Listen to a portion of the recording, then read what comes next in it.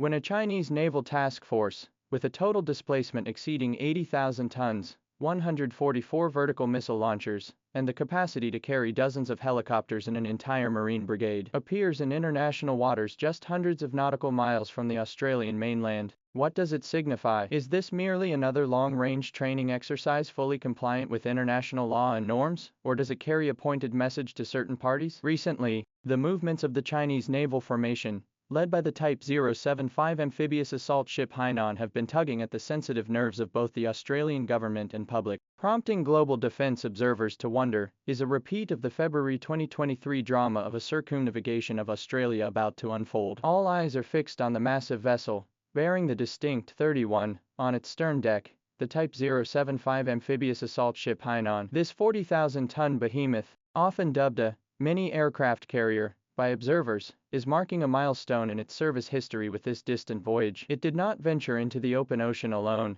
but appeared as the core of an elite task force, flanked by the 055-class destroyer Yan'an, equipped with 112 universal vertical launch cells, and the 054-class guided missile frigate Tongliao, tasked with close escort duties. The entire formation's logistical lifeline was secured by the 903-class comprehensive replenishment ship Oahu. This formation, entirely drawn from the Southern Theater Command Navy, possesses multidimensional and comprehensive strike capabilities. Its vertical launch systems enable rapid deployment of anti-ship, anti-air, anti-submarine, and even land attack cruise missiles. The spacious well deck and flight deck of the Type 075 amphibious assault ship allow for the deployment of multiple hovercraft, dozens of armored vehicles, and an entire marine battalion, enabling true beyond visual range amphibious operations. The appearance of such a formation, combining formidable regional air defense, long-range precision strike, and amphibious assault capabilities, in the vast Southwest Pacific sends an unmistakable signal. Australia's unease is not unfounded but rooted in its own historical experiences. As recently as February this year, a Chinese naval task force comprising the Type 055 destroyer Zunyi,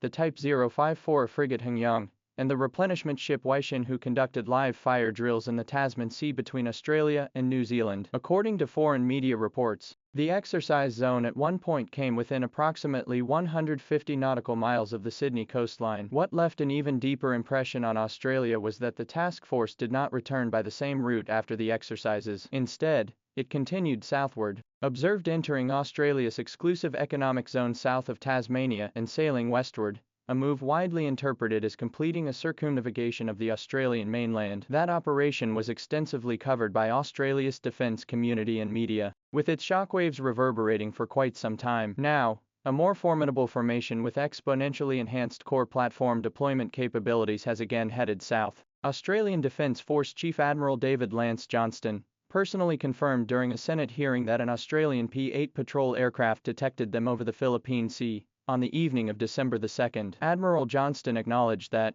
given past operational patterns, this fleet could potentially proceed to the Western Pacific, the Southwest Pacific, or areas near Australia. Consequently, the Australian Department of Defence has explicitly stated it will deploy naval and air assets for tracking and surveillance, coordinating closely with partners in the Southwest Pacific region, including France and the United States. This heightened state of alert stands in stark contrast to the high-profile activities of Australian naval vessels and aircraft near China just months ago. So why has the Chinese Navy's routine long-range deployment caused such a stir? This requires examination from a longer timeline and broader geopolitical perspective. In recent years, as a key pivot in the U.S. Indo-Pacific strategy, Australia has increasingly intensified its military activities in waters surrounding China. In recent times alone, Australian P-8 anti-submarine patrol aircraft illegally violated China's airspace over the Xisha Islands. Its Hobart-class destroyers repeatedly crossed the Taiwan Strait without authorization, and Australia has frequently conducted joint exercises and so-called joint patrols in the South China Sea with countries like the Philippines and Japan.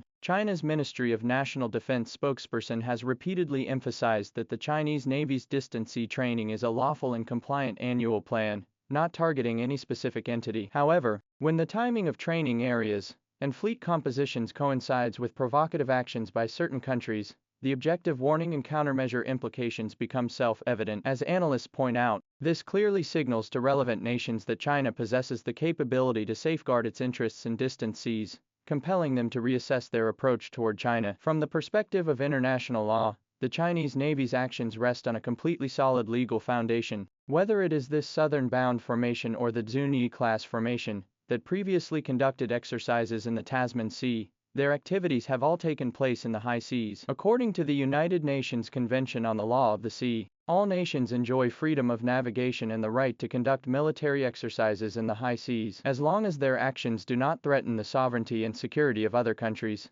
Prior approval from coastal states is not required. In its response to the February Tasman Sea exercises, China's Ministry of National Defense explicitly stated that China's actions fully complied with international law and established international practices, having repeatedly issued safety notices prior to the exercises. Ironically, when questioned about the February naval drills, both Australian Prime Minister Albanese and Foreign Minister Huang Yingxian acknowledged that China's activities took place in international waters and adhered to international law. This inconsistency in statements precisely exposes the double standards of certain countries regarding freedom of navigation. When they conduct close reconnaissance and deterrence near other nations' doorsteps, they call it a right. When others exercise the same right reciprocally, they label it a threat. Faced with the steady enhancement of the Chinese Navy's distant sea operational capabilities, Australia's mindset is complex and contradictory. On one hand, it seeks to strengthen its alliance with the United States for security assurances, even pledging substantial investments to join the AUKUS alliance for nuclear submarines. Recently,